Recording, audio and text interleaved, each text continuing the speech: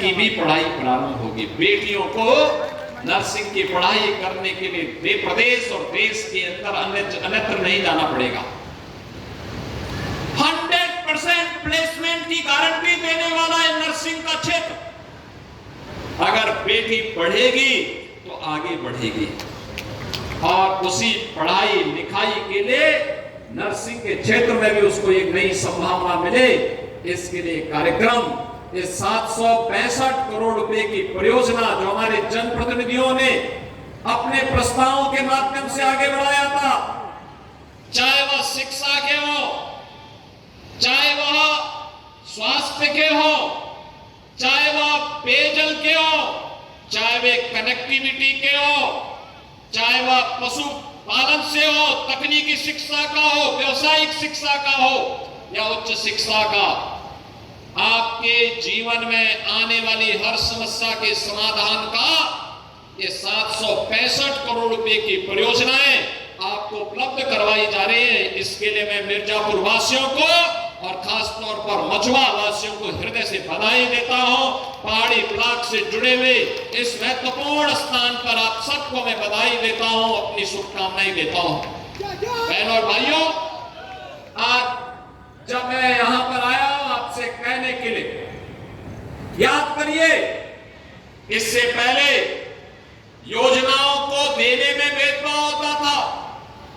पिछले दिनों हमारे डिप्टी सीएम आए थे, मंत्रीगण आए थे, यहां पर रोजगार मेला लगा था, ऋण मेला लगा था, युवाओं को टैबलेट और स्मार्टफोन के वितरण हुए थे, अनेक कार्यक्रमों को आगे बढ़ाया गया था।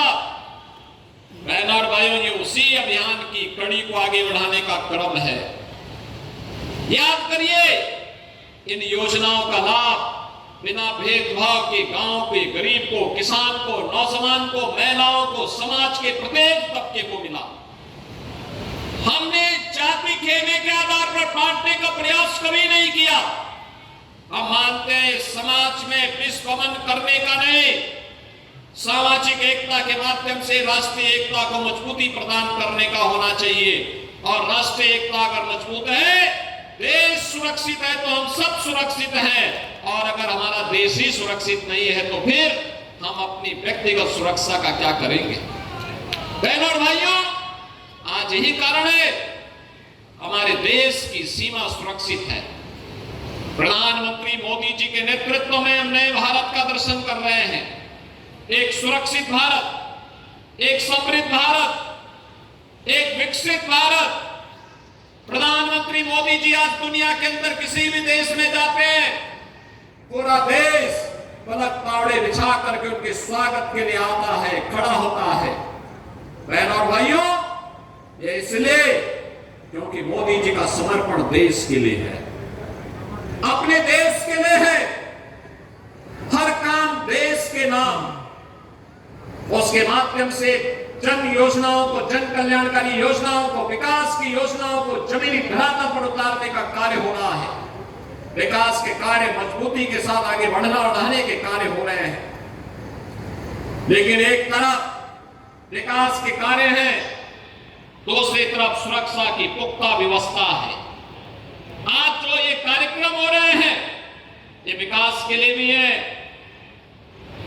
जन कल्याण के लिए भी है, गरीब कल्याण के लिए भी है और आने वाली पीढ़ी के भविष्य को बनाने वाले भी हैं। बहनों और भाइयों, आज जब बिना भेदभाव की योजनाओं का लाभ मिल रहा है, मुझे बताते हुए प्रसन्नता है। पिछले 7-7.5 वर्ष के अंदर ये डबल इंजन की सरकार जो उत्तर प्रदेश में कार्य कर रही है, एनडीए की ये डबल इंजन की सरकार, भारतीय जनता पार्टी के नेतृत्व में, प्रधानमंत्री मोदी जी के नेतृत्व और मार्गदर्शन में बिना भेदभाव के योजनाओं का लाभ हर गरीब को, हर किसान को, हर नौजवान को, हर महिला तक को पहुंचाने का कार्य कर रहा है। यह केवल विकास की योजना को पहुंचाने का कार्य नहीं कर रहा है, हर दलित को, हर गरीब को उसके चेहरे पर खुशहाली लाने का काम भी कर रहा है। और मुझे बताते हुए प्रसन्नता है, मुझे याद है जब 7.5 वर्ष पहले हम लोग इस क्षेत्र में आते थे, इस क्षेत्र में बहुत सारे लोग ऐसे थे जिन्हें योजनाओं से वंचित करके रखा गया था। आज मैं कह सकता हूं हमारी सरकार ने तय किया कि कोल जाति हो, चेरो हो, गौड़ हो या फिर नेपाल की सीमा के क्षेत्र में जनजाति या थारू जनजाति, इन सभी को योजनाओं के साथ जोड़ने का कार्य करेंगे। सबके लिए मकान होगा, सबको मकान की सुविधा देंगे, सबको शौचालय की सुविधा देंगे, सबके पास राशन कार्ड की सुविधा होगी, सबको आयुष्मान की कार्ड की सुविधा होगी। उनके गांव को कनेक्टिविटी के साथ जोड़ने का कार्य होगा, उनके घर तक पानी भी और बिजली भी पहुंचाने का कार्य होगा। और मुझे बताते हुए प्रसन्नता है, सफलतापूर्वक इस कार्यक्रम को हम लोगों ने आगे बढ़ाया है। हम लोगों ने तो भेदभाव नहीं किया। आज आपने देखा होगा युवाओं को यहाँ पे स्मार्टफोन और टैबलेट वितरित किए गए। क्या ये जाति देख करके? नहीं।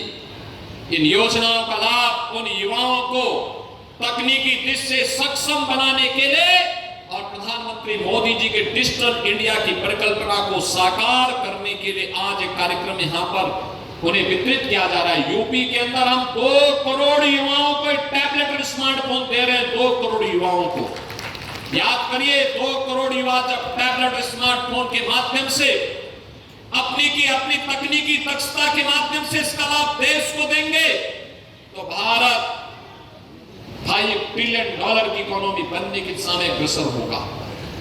भारत विकसित भारत की परिकल्पना को साकार करेगा। जिन युवाओं को आज रोजगार पत्र उपलब्ध कराए जा रहे हैं, जिन लोगों को आज यहाँ पे ऋण वितरण के कार्यक्रम के साथ जोड़ा जा रहा है, जिन महिला स्वयंसेवी समूह को रिवॉल्विंग फंड का पैसा या बैंकों से जोड़ने का कार्य किया जा रहा है, ये सभी कार्यक्रम उसी व्यवस्था के हिस्से हैं।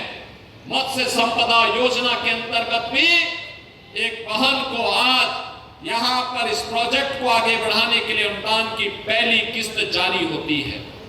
बहनों और भाइयों, 56 लाख गरीबों को मकान दिया गया है कि पिछले 7-7.5 वर्ष के अंदर 2 करोड़ 62 लाख से अधिक गरीबों के लिए एक शौचालय का निर्माण करवाया गया।